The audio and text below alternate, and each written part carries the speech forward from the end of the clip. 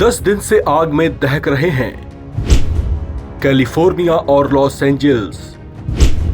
अब तक कितनी त्रासदी, कितनी बर्बादी। अमेरिका में पिछले 10 दिनों से ऐसी विनाशकारी आग फैली हुई है जो नियंत्रण से बाहर हो गई है। कड़ाके की इस ठंड में अमेरिका के साउथ कैलिफोर्निया और लॉस एंजल्स आग के शोलों में दहक रहे हैं। इससे वो ऐतिहासिक तबाही मची है जो अमेरिका में पिछले कुछ शताब्दियों में भी दर्ज नहीं की गई थी। इस प्रचंड अग्निकांड का वेग ऐसा है जो अब 155 स्क्वायर किलोमीटर के क्षेत्र को भी पार कर गया है। इससे शहर के शहर और कई कस्बे जलकर खत्म हो चुके हैं। अमेरिका की ताजा मीडिया रिपोर्ट्स के मुताबिक जो आधिकारिक जानकारियां सामने आई हैं, उसके मुताबिक अब तक ये आग 26 लोगों की जान ले चुकी है, जिसमें हॉलीवुड की एक प्रसिद्ध एक्ट्रेस डेलीज का नाम भी शामिल है, जबकि 30 लोग पिछले कुछ दिनों से लापता बताए जा रहे हैं, जिनका अब तक कोई सुराग हाथ नहीं लग पाया है।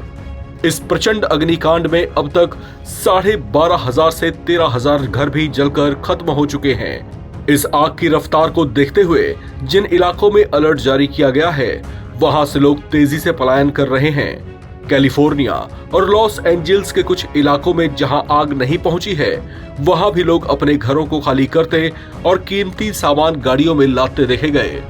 हालांकि इस प्रचंड अग्निकांड के 10वें दिन तक एक राहत की बात ये सुनी गई है कि ईटन और पैलिसेड्स को छोड़कर बाकी जगहों पर आग की ज्वाला कुछ शांत हो गई है।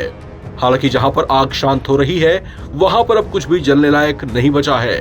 लिहाजा अमेरिकी फायर डिपार्टमेंट्स का फोकस अब उन इलाकों पर है जो संभावित तौर से आगे बढ़ती आग की चपेट में आ सकते हैं। वहां पर समय रहते हुए एहतियाती कदम उठाए जा रहे हैं। आग के दायरे को डिफ्यूज करने के लिए फायर फाइटर्स एक बर्निंग बेल्ट बना रहे हैं, ताकि आग जब आगे की ओर बढ़े तो उसे आगे सुलगने लायक कुछ भी न मिल पाए। ये फायर फाइटर्स की एक ऐसी तकनीक होती है जिसमें वे आग की विनाशकारी लपटों के किसी इलाके में प्रवेश करने से पहले खुद नियंत्रित तरीके से एक चौड़ी बेल्ट में मौजूद पेड़ और झाड़ियों को जलाकर खत्म कर देते हैं, ताकि आगे बढ़ती आग को कुछ भी जलाने लायक रास्ते में ना मिल पाए।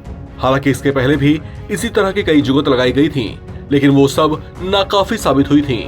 इस बीच अमेरिका की नेशनल वेदर सर्विस ने सोशल मीडिया पर एक पोस्ट में कहा है कि हम अभी भी पूरी तरह से खतरे से बाहर नहीं हैं। हालांकि मंगलवार को हवा की स्पीड उतनी नहीं रही जिसकी आशंका जाहिर की गई थी।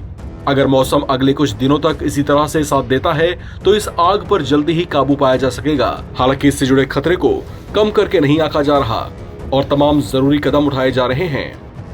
इस खबर में फिलहाल इतना ही। बाकी अपडेट्स के लिए आप बने रहें एनबीटी ऑनलाइन के साथ।